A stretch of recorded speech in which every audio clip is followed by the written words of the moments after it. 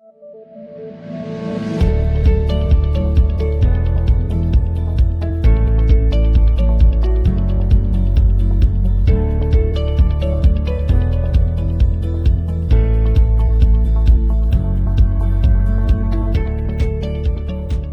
everyone, welcome to SaaSBOOMi Behind the Scenes Podcast. Today I have a very interesting guest, Aakriti Bhargava. She's the co-founder of Wizikey, a serial entrepreneur and a fellow volunteer from SaaSBOOMi.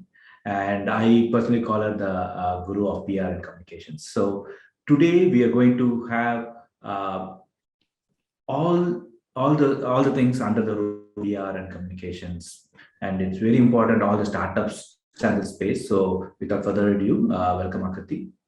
Thank you so much, Arvind. Thank you for having me. Very excited about this. I don't know if I did justice to introducing you. To be great if you can start off with. Humbly, not any PR guru, but yes, I think there is a lot that is not visible about PR, and happy to share that on this podcast. Perfect. So okay, let's start. What's Wizikey about, and a little bit about your journey so far. So I've been into PR for 16 years, mostly as an entrepreneur. I ran an agency. We had a chance to work with 300 plus entrepreneurs. Prior to that, I was with Naukri, where I learned the ropes of doing PR.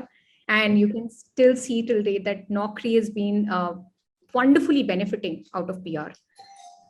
Post that, we pivoted to Wizikey, trying to bring all the noise in the universe to one dashboard, which is editorial, right? Okay. And helping companies see if there is an impact of what is being talked about them on the brand. That's what Wizikey does. We also enable companies to make it actionable. Okay. Simply, if somebody is writing about you or somebody is writing about your industry, is there a way to reach out to them? And if there is a way, can you talk to them and chase that conversation through to getting your own, your own coverage or article out there? So Perfect. making this whole process far more easy. Talk more about Wizikey around the podcast, but before that, I just want to set the tone for the audience here. You have been on the other side, with the agencies, and you've also been the founder side, where you're helping companies get that PR mileage. So I just want you to little bit time and explain how this world actually people understand marketing. Right, PR is something always work with agencies.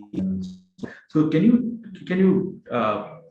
put it in layman terms, and how agencies work, how startups can manage it, a few minutes about this world, so that as dumb as possible for someone new starting up in the PR. Sure. So if you think about any company's journey into PR, if they've not been aware about it, it is usually accidental. They get into it when they have a press release in hand. And it is funny that most companies think that PR is a press release. So that's where every company starts their journey of PR. Now, so let me break this question down into why and what of PR, right? Okay. Every company has a story. You'd agree with me on that. Correct. Right? From why they are building what they're building, and how they are building, and where they are in the journey. Everything, if you can find numbers, if you can find your anecdotal, there is a story. And trust me, the world wants to know you as an entity, as a company, as a person, right? Because they believe more in you, right? Correct. So why a company should do this is because they have a story. Second is, in my experience, they reduce the cost of acquisition, or rather operational costs, at every level. Bringing a very simple example to the table, right? Okay. Early days at Naukri, when I have had a chance to work directly with Sanjeev Bikhchandani, and he used to send out to editorial folks, right? So just large newspaper clippings in 2004, 2005 brought a rush of job seekers and a rush of recruiters to Naukri. Right. So it brought down the cost of acquisition at a very large scale. So it basically built a brand, right? So it kind of increased the top of the funnel. Yes, and when any user knows about you, their chances of trusting you is higher. So you wouldn't have to make so much expense on advertising as such, and your cost of acquisition goes lower. Right. Similarly, I've heard through many stories from the likes of Ritesh Ofoyo, Urban Company, and of late we've been working with a lot of companies like Yellow AI, WebEngage, Kislo, etc., wherein the cost of acquisition of partners. Suppose you're a fintech company, you probably have to engage with banks. Banks are large entities. They do not believe in the founder, or they do not believe in just the person they're talking to. They want to know if the partner they are seeking out actually has high security, actually has other partners in the ecosystem, how large is their operations. And the minute you have that all in the news, your verification gets done. So cost of acquisition for partner and within the ecosystem goes down lower and makes, you add to your credibility. So that's very exciting for most brands. And the third part, which is even investor acquisition, right? The amount of equity you part with, or the valuation, will also depend on whether you have put out your story in the right way on press or other places, right? So it just will help company or help funds understand your company in a larger way. It's very hard to understand a company just from one meeting. So that eases out, especially in Series A, B plus companies. Understood. Right? But it starts at inception. That's where any company, when they start out, they should be able to frame their story and start talking about it. Right? Now, So in a way, like I'm going to down for how this will be, what is the ROI kind of, like, what is the language for is what I'm trying to break down. So instead of saying cost of the acquisition, I would say it's going to build as a startup. It's going to bring the trust because it's all over the news. So people will be ready to do business with you as well. And it's going to increase the top of the funnel because people are going to come and check out who you are, right? And then goes without saying the employer branding, right? You will get the brand is out there. You'll be so like these are the 4 or 5 levers how a PR can translate into something which is as a brand you should be doing from the early days.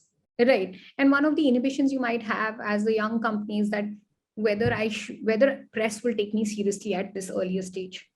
How should I articulate my story? All of those. So over the years, Arvind, the whole landscape has exploded. It's very interesting and opportune for every founder. I mean, in 2003-1, when I have had a chance to work with companies like Dell, etc., there was very little scope for companies which were younger to have their position in the Times of India. Over the years, Times of India has also evolved, but there is a large set of media that is interested in emerging technologies, in emerging startups, and they do equally well in establishing credibility for a brand. So that brings me an interesting question, right? See, I remember back in 2008 or something where I always had to work with an agency to get some coverages out, right? It's a given. Like there will be an agency, Times of India or Wall Street Journal, whoever it is, they will not talk to us directly. They will only talk to someone who was in the media agency. I think the time has changed. Like we can directly reach out to all the big media houses as a startup and still work. So I'm trying to understand, right? Is that still it's just startups not trying it? Are they scared working with media agencies? It's too expensive. Like I think times have changed. What's your take on it? So yes, media has exploded. So times have definitely changed. It's no longer that a reporter is following just one company like Infi. Okay. Correct. Even 5 or 8 years back, they were just following one company like Freshworks. Okay. Correct. And you've been there. You've done some fantastic work there. So you can also elaborate a little on that. Yes, for a company, the first important thing is to understand how will they get the content right. And if they have the content right, the media is a lot today. Like So I was, why will they cover you? So that's the question you should ask. why will they cover? What's in it for the media house? Give them Yes. something for them to cover. Yeah, and two questions to answer: why now and who cares? Correct. Why not? Exactly. Yeah. So Yeah. those are the Bible questions, right? Why now and who cares is like, why now? If there's something which is happened 3 years back, but there is a sudden shift in it, if there is a why now. Okay. If you're able to get this why now to somebody who really cares about it, your who cares gets solved. And the who cares is now exploded, right?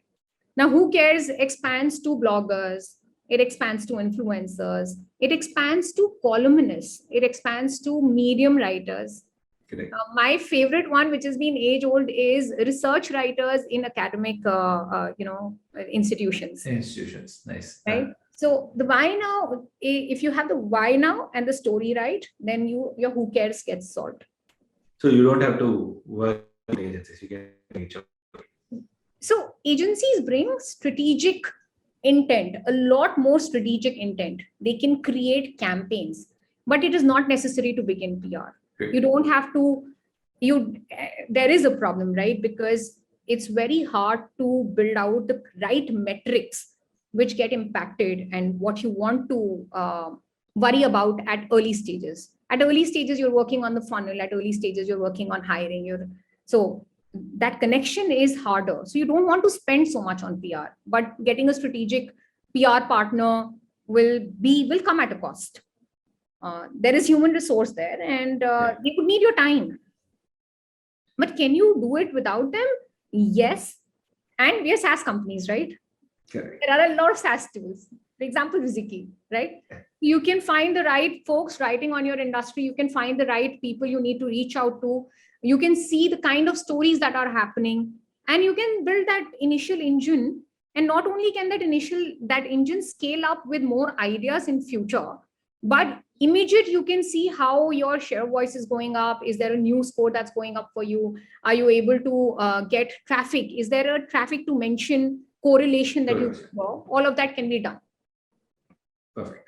So also this one common perception, right? So like PR is for later stage of the company, not for startups or large companies have a PR team, they have an agency and everything, right? This is a misconception and generally in like even if a startup founder, they have a bigger problem on getting the product right, fundraising and all these things. They first of all, they don't give that priority to marketing, and then comes PR, right? To PR and everything. In your opinion, when do you think is the right time to invest in PR? Start working on coverages, media, get these kind of things. Like when is the right time? This is a very hard question, and it's very tricky as well. When I started PR, I started with PR and then started the company. So, right. So media, I like literally, I'm starting. We got a then like we announced through a coverage. So for me, PR was day one. So, but I just to ask because I'm a marketer. But generally, ask this question for all the SaaSBOOMi or like, when should they start? The right time to start is when you start believing in it. Okay. And a lot of companies start with it, think they will get results, and then they drop it because the results are not immediately visible, etc. So the right time can be as early as pre-revenue to post-revenue, but you should be able to have a belief and have a long-term construct on it. If you do not have that, there's no point. Because you want to drop it, you would have spent something, then you want to pick it up, then you want to drop it again. And that's one of the big problems that PR as an industry is fighting. And somewhere now starting to win the game because you can see immediate impact. But it starts, like you said, day zero. If you have the belief on it, you got to tell your story. For example, Elon Musk wrote about the blog of why he would start SpaceX. Uh, That's very exactly. See, the West, right? They're very good in selling the vision. They wouldn't have started the company. Yes. They wouldn't have even written a single code, but they will start marketing it. It will be all over the news, and then they will build it. In fact, I came to know about this when we wanted to launch a feature in Freshworks. So we start announcing it, making PR about it after we launch the beta. But the competitor, they decided feature, they went on, made a big news announcement, and they're basically selling what is going to come next. They are marketing what is going to come next year. They're not marketing what they have in mind. So the difference in an Indian company, culturally, I think we don't blow our own trumpet. That's like in our culture, where we don't sell only what we have. We only market what we have. But I think something which we should learn from the West is how we can strategically use this PR noise and keep the audience, like bring the customer, we make them like, you can see, like, we are already waiting for what will be the next iPhone 14, what will come. Like, apparently I heard something about bulletproof phone or something, right? So it's not out, but the news is already out, right? So Yes. that's the power of. I don't think as a country we do that. We always like be very, very conservative. You're so right. As a kid also, we are told to not tom about our achievements. Forget about declaring that I want to be something in future, right? There are several advantages that come with having said something, right? The first step to it is listening also. Even before you start talking, you have to listen. Like you said, you heard your competitor, right? Now, as SaaS companies, we have a global play, right? So for example, if you're entering into Southeast Asia, your set of competition changes drastically from what you have in India or US. Yep. If you're entering Europe, it's drastically different. The industry landscape, the industry problems are different. What you're going to launch will have a different why in every market. Correct. Right? And if you start taking your point there, if you start listening to what the industry is really talking about, your launches, your product will become far superior. You'd also know how to push out your story such that your customer is like, okay, I want to work with them because they know my problems. So part of PR is like, let's break down what PR is really, right? Part of PR and you know, we have loads of stuff in management that talks about a term called signaling. Okay. Right? Signaling is basically when a company says, what am I competing with in the ecosystem with? Is it pricing? Is it product? Okay. Okay, or is it both? The whole concept comes from way ages back in 1950s when Coke and Pepsi were fighting. There was. And what were they winning the market on? Whether they were winning on product or pricing. And each market, it was different, by the way. Okay. Now coming to today's time, a company launches or plans to launch something significantly different from the competition. And it is far superior on product. Okay. In that market, they can go out with product positioning. But will the product positioning win? That's the point. If you're listening, you'll be able to do the product positioning. And what is the benefit of that product positioning? Right? And you can get the market immediately interested because you're covered in places where your consumer is reading. Makes sense. Other myth I want to break is that not every TechCrunch piece will add value. And for example, there are companies using Wizikey, and we've heard significantly from them, is that there is a huge set of media, trade media, that's being read directly by their consumers, especially in US. This market is really strong.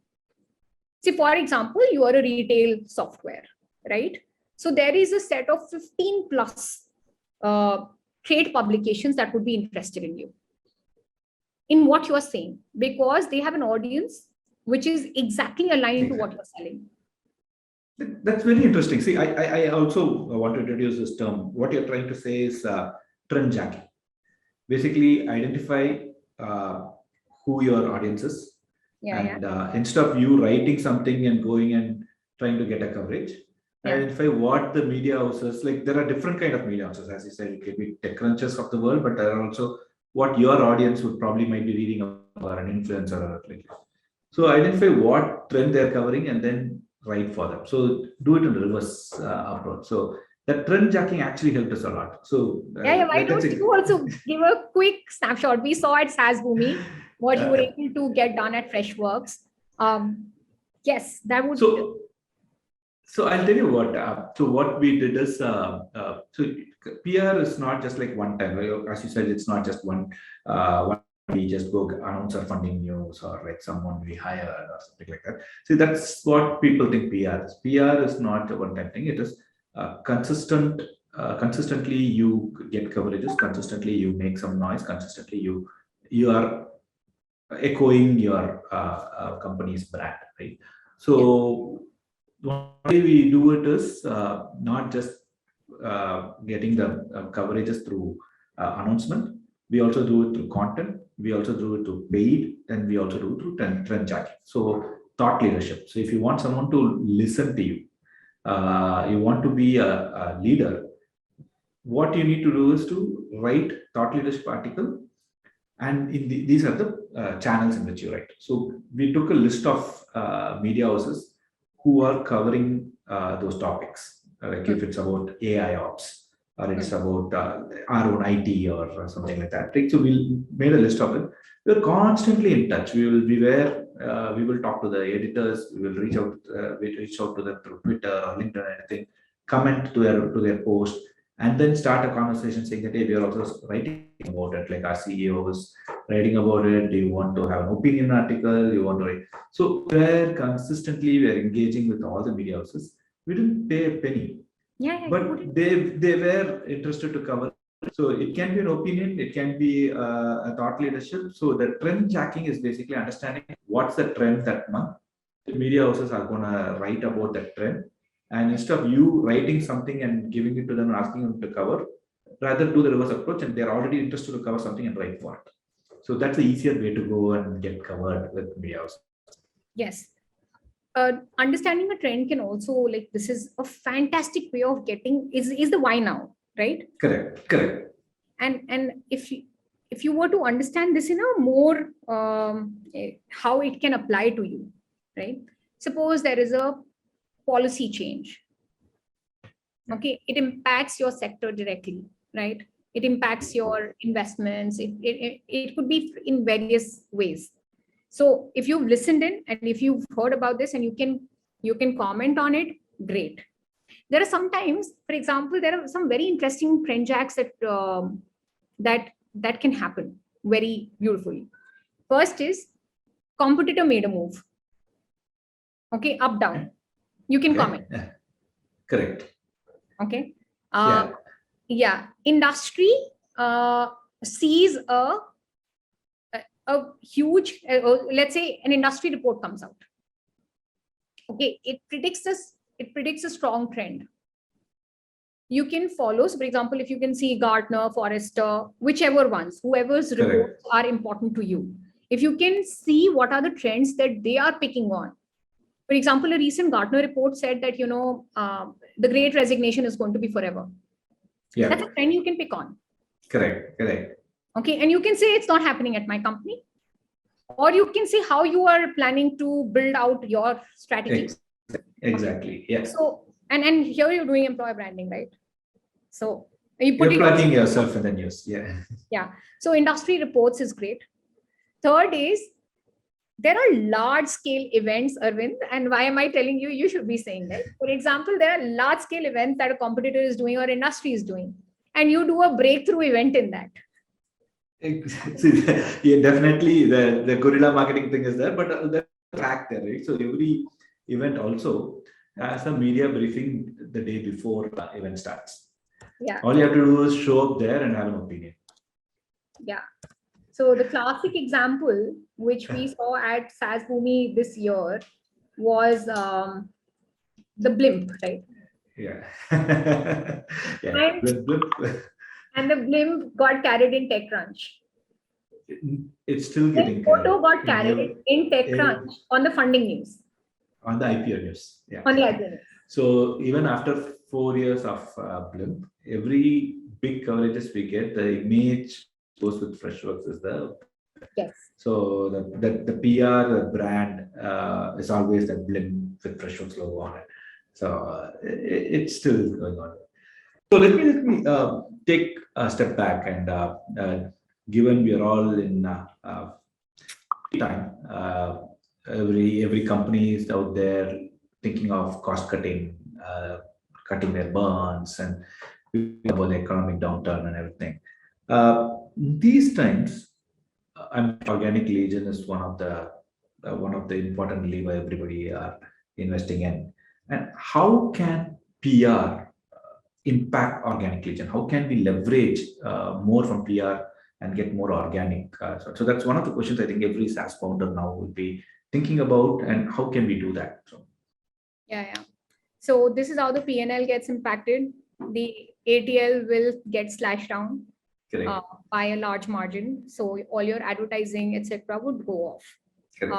But does that mean that your company would start shrinking, etc.? That's not going to happen. People are going to reduce the 20% to a 5%. Now, orientation happens. Where can you get the max from a 5% spend? Okay, every founder is thinking about it. PR comes in because PR operates at large impact, low burn, or low cost, right? Correct. The large impact typically is about brand awareness. Globally, if you have to enter a market, or if you have to enter a category, or if you have to get higher awareness, then you would think of like large things that you can do. So obviously advertising is off the charts, and large awareness comes with large media houses, which is through PR. So this becomes very prominent as a tool, right? Because if you are on Times of India, you're not spending on the advertising, and you're being very contextual about the situation, so people take you seriously. So here is where companies would or should actually build out their strategy for about 2.5 years, wherein they can say that, okay, these are the levers that we're looking at. There are 3 or 4 levers to doing PR. You can talk about the company, you can talk about all corporate stuff, hiring you're doing, funding that if in case that happens, all of that, right? Second is that data engines will get set up inside the company to identify trends that happen within the company, right? For example, in 2008, 2009, I was instrumental in making a large-scale report, monthly report for Naukri. Which predicted trends every month that we can see on hiring. Okay. So if you have data engines inside, just look at how you can see a change on a quarter-to-quarter basis or month-to-month basis on whatever data you can extract from your software or your site or searches, etc. Okay. So that's the second lever, right? Trends. The third is that a lot of companies will start building out events for announcements, right? And this obviously has a lot of interest from media as well, because like stories won't go anywhere. There is going to be a lot of stories. It's not like publications will reduce the number of stories from 10 to 3, right? So in fact, if anything, to attract more traffic, they will go from 10 to 15. Correct. Okay, so you can invite to your events media, or you can actually have press events organized, right? For example, you want to announce something, instead of having a large 4 or 5 publications advertising out, you can bring in the folks from and you can announce the benefits of what you're launching in context to how the ecosystem is evolving. So press events is the third. So you'll do your own events, press or otherwise, to attract. So events will become larger. The spends will go down on events, but they're going to that'll happen naturally. Makes sense. But there is also one other angle, right? So when it comes to Google basically wants to know that are you a relevant pitch, and they want to know that will be known only when there is a lot of linkage point to say there is a keyword, let's say help desk software. right? Not just writing a 6,000 page article or connecting with your blog. Or PR is going to give you the air cover to get that page crawled up, Yeah. right? Yeah. It's also like an important reason why it's a shortcut to basically to get your Yeah. page in the first slide of the Google. So many don't give important PR; they just think that it's Yeah. and it can help you a lot in organic lead gen. Yeah. The interesting way to do it that is to somehow make your backlinking relevant. Correct. Suppose you have a blog which details out everything you have done on an announcement, like 5 features, 10 features. And suppose you want to, you issue a press release, include that link. Yeah. Yes. Okay? That, think of it as a landing page. Okay. Correct. And because it is relevant, media would not shy away, because sometimes you just put in the website link, but media removes that, especially tier 1 media. So if you can make it more relevant, make them blog land. link.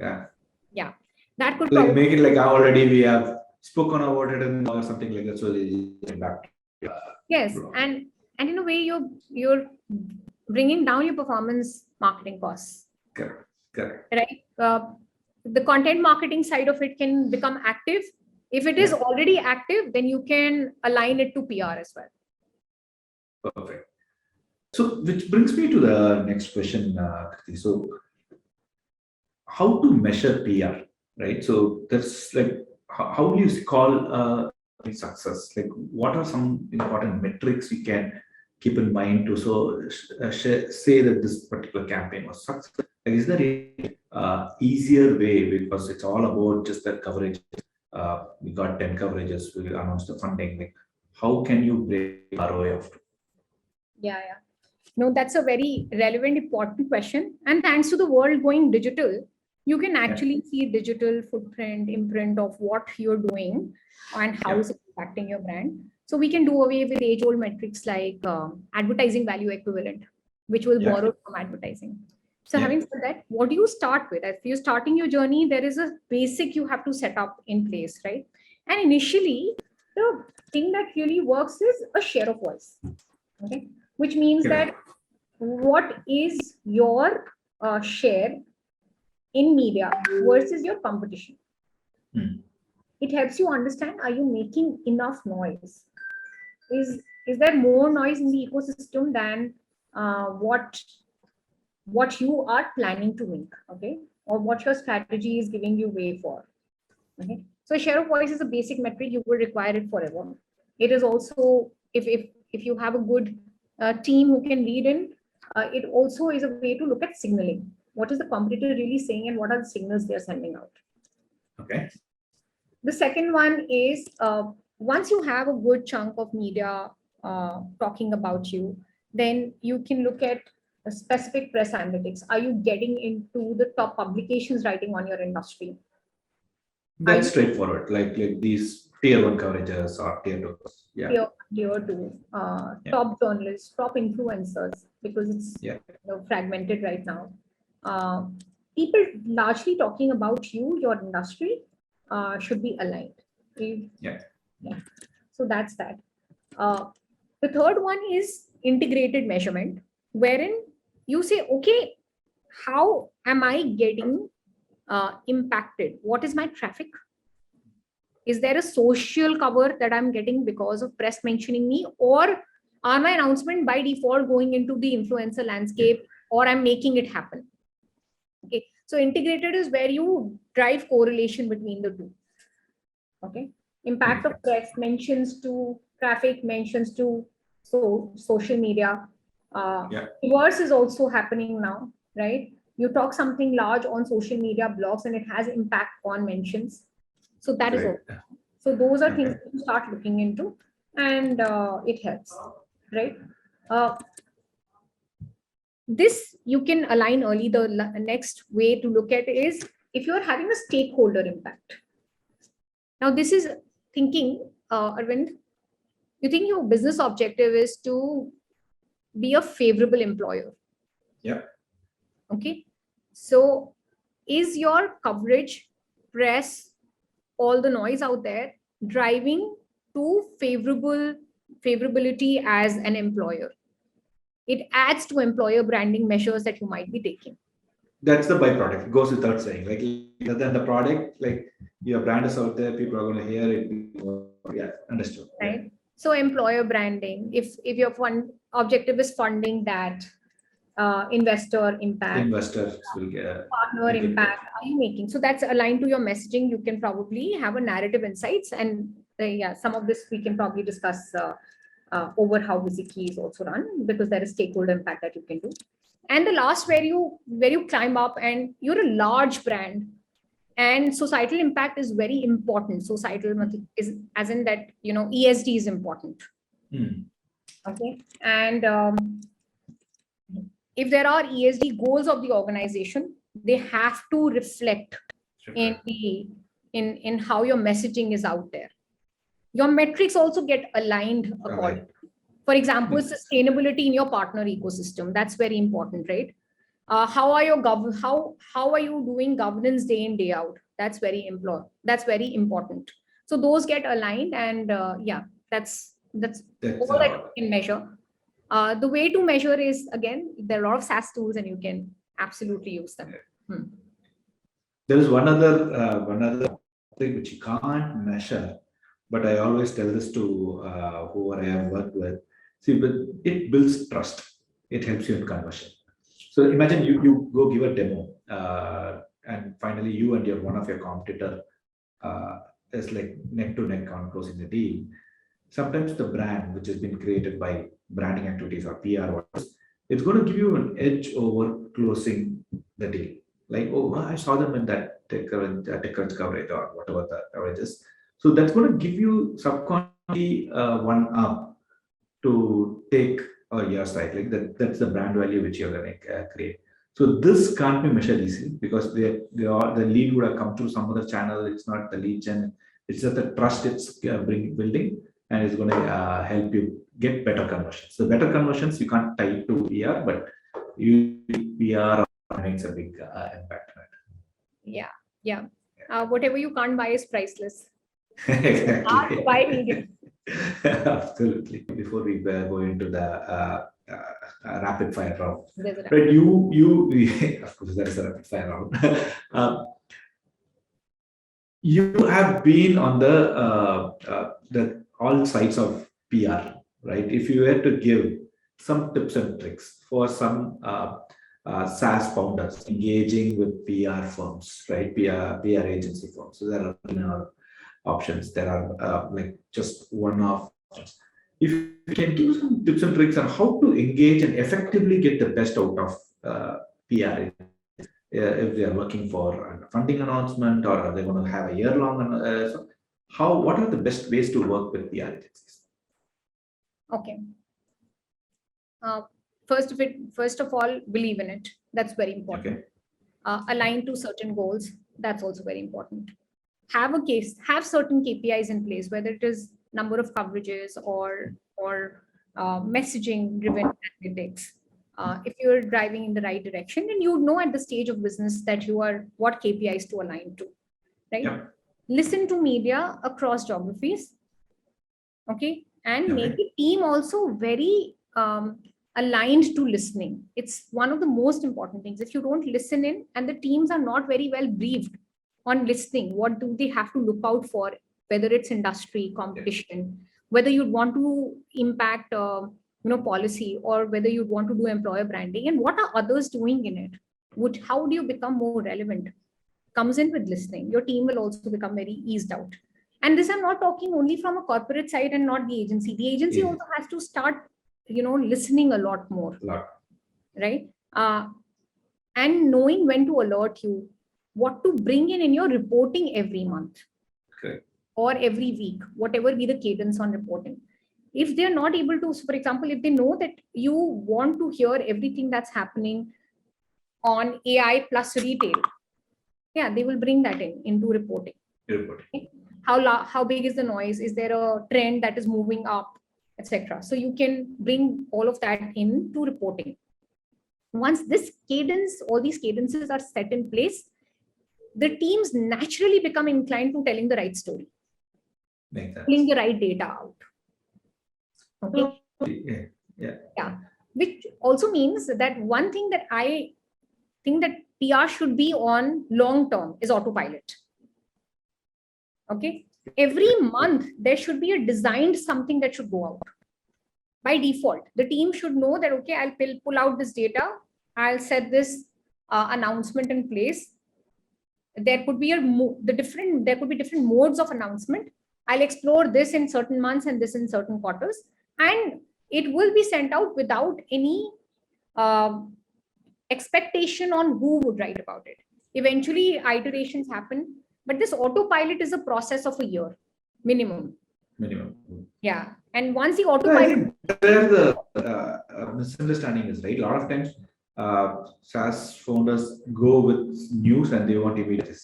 So it's not transactional. It should not be transactional. It's a long-term engagement where you have clear alignment you want to get, and then have a long-term. It's not just one-off campaigns. It's not going to give any aid. Yeah, I had a chance to work with Unifor very early in my journey. Okay. And that was when I was running the agency. And Nice. There was a state of the industry report that was sent out every 6 months, comparing all geographies on the understanding of biometric speech as a biometric, speech as a enabler, speech as a, various. And that report really brought a lot of interest at various levels, right? For example, media was interested, of course, there was a lot of press around it, but it was a direct way, that data was a direct way of getting inroads or opening the doors with various customers. Yeah. Nice. So those are like very interesting things that happen eventually if you start thinking of autopiloting something. So long-term, plan ahead, have similar KPIs, and alignment is very, very important with your agencies. Perfect. Are you ready for your rapid fire round? Sure.